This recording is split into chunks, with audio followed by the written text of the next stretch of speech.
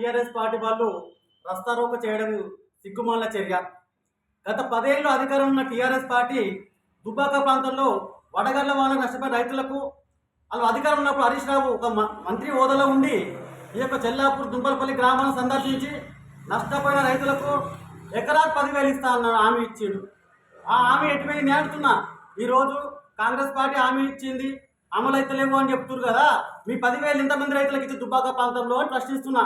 అదేవిధంగా గతంలో టీఆర్ఎస్ ప్రభుత్వము ఎకరాకు సంవత్సరానికి 10,000 రైతు భరోసా ఇచ్చింది. మా ప్రభుత్వం కూడా చెప్తున్నాము ఎకరాకు సంవత్సరానికి 12,000 ఇస్తుంది.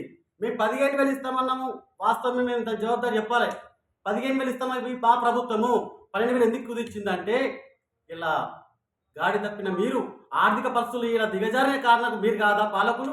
గతంలో కొండలు గుట్టలు వెంచర్లకు గేటెడ్ కమ్యూనిటీలకు మీరు రైతు బంధు ఇచ్చి రాష్ట్ర ప్రభుత్వ ఖజానాను కౌను కూలి చేసే చరిత్ర మీది కాదా?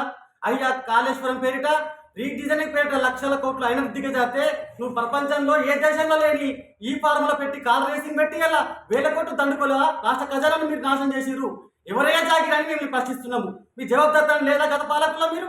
ఇలా మీరు మా ప్రభుత్వానికి వచ్చే వారికే అమలుగా హామీ అంటారు. మేము 12,000 రాష్ట్ర ప్రభుత్వం ఖజానాను ఆదాయాన్ని గాడిలో పెట్టడానికి ఈ 12,000 ఎకరా చొప్పున ఇస్తుంది.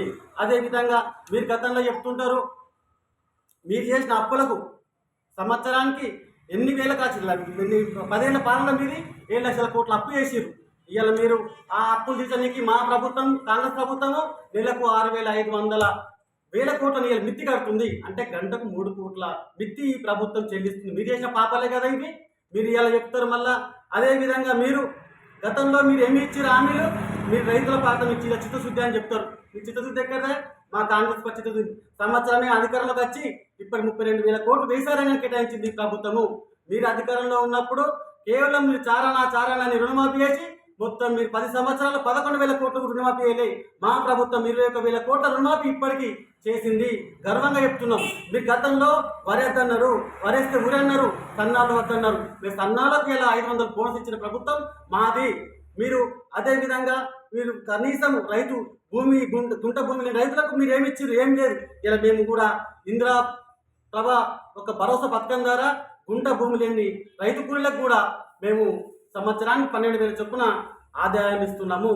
మీరు చేసిన అప్పులు కూర్చొనికి ప్రభుత్వము మేము ఇలా ప్రభుత్వం గాడిన పడుతుంటే మీరు రైతుల పైన ఏదో ముసలి కన్నీరు కాస్తున్నారు, ప్రజలు తప్పుదో పట్టిస్తున్నారు. మీకు ఇంకా బుద్ధి కాంగ్రెస్ టీఆర్ఎస్ ప్రభుత్వం కానీ నేను హెచ్చరిస్తున్నాను.